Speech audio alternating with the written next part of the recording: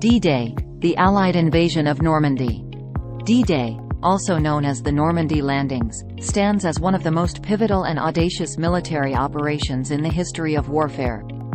On June 6, 1944, Allied forces, primarily consisting of American, British, Canadian, and other Western Allied troops, launched an amphibious assault on the beaches of Normandy, France. This operation marked the beginning of the end of World War II in Europe and was a monumental turning point in the war against Nazi Germany. This essay provides a comprehensive exploration of D-Day, including its planning and preparation, the events of June 6, 1944, the Normandy campaign, and its profound impact on the course of World War II.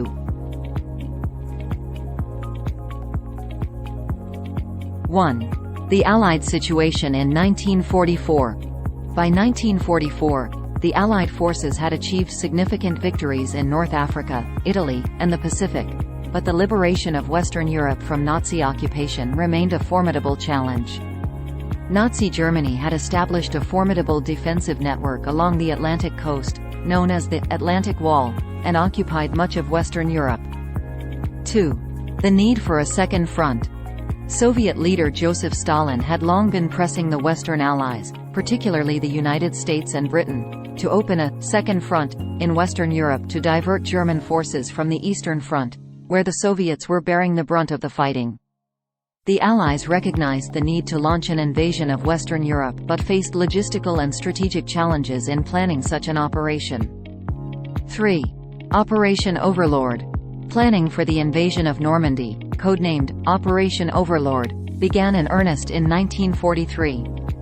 General Dwight D. Eisenhower, the supreme Allied commander in Europe, was tasked with overseeing the operation. The Allies conducted extensive intelligence, reconnaissance, and deception efforts to mislead the Germans about the time and location of the invasion.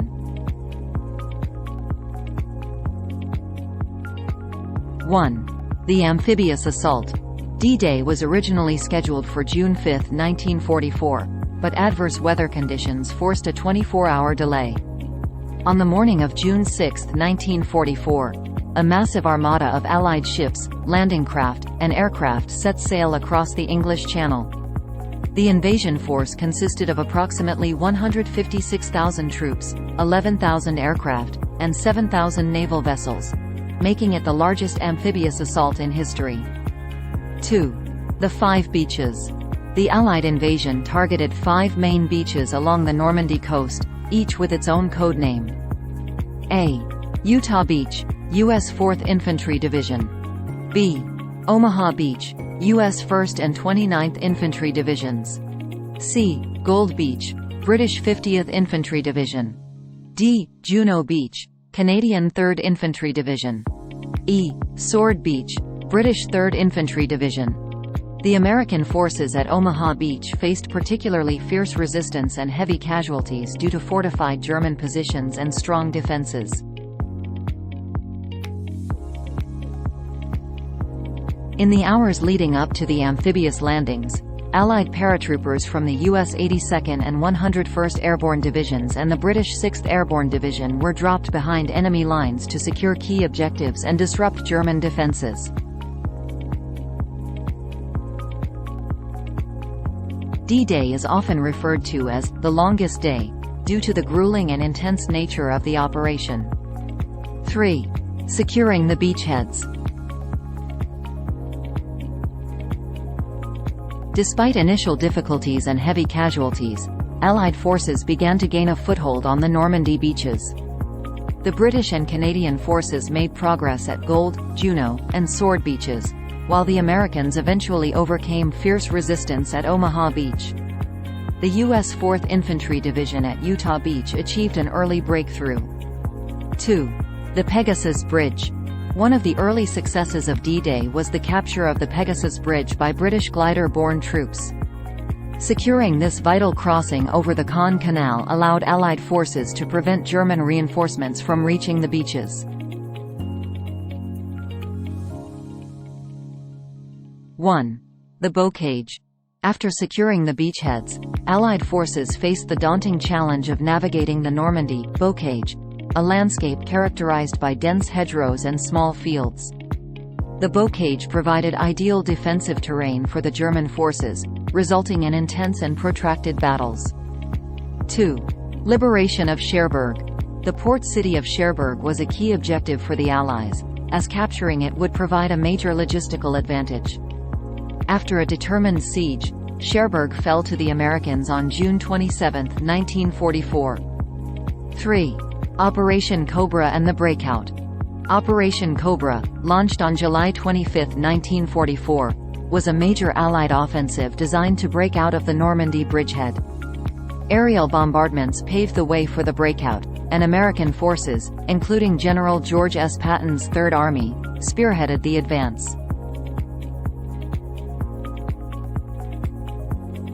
As Allied forces continued to advance, the city of Paris was liberated on August 25, 1944.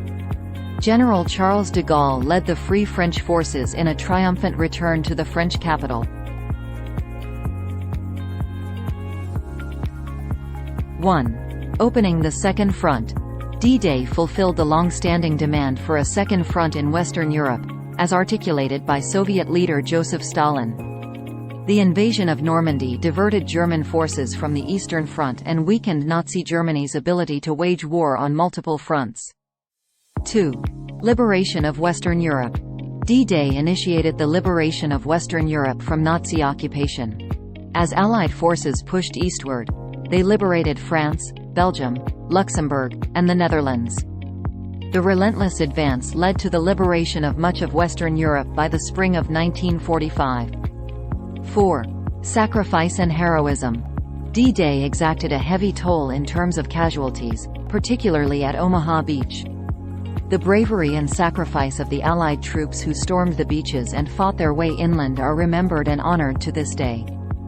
D-Day, the Allied invasion of Normandy, was a monumental military operation that played a pivotal role in the outcome of World War II. It showcased the determination, courage, and cooperation of Allied forces and marked a turning point in the war against Nazi Germany. D-Day's success demonstrated the effectiveness of planning, logistics, and the resolve to confront and defeat a formidable enemy. The liberation of Western Europe and the eventual defeat of Nazi Germany stand as enduring testaments to the significance of this historic operation. D-Day's legacy continues to be commemorated and serves as a reminder of the sacrifices made in the pursuit of freedom and justice.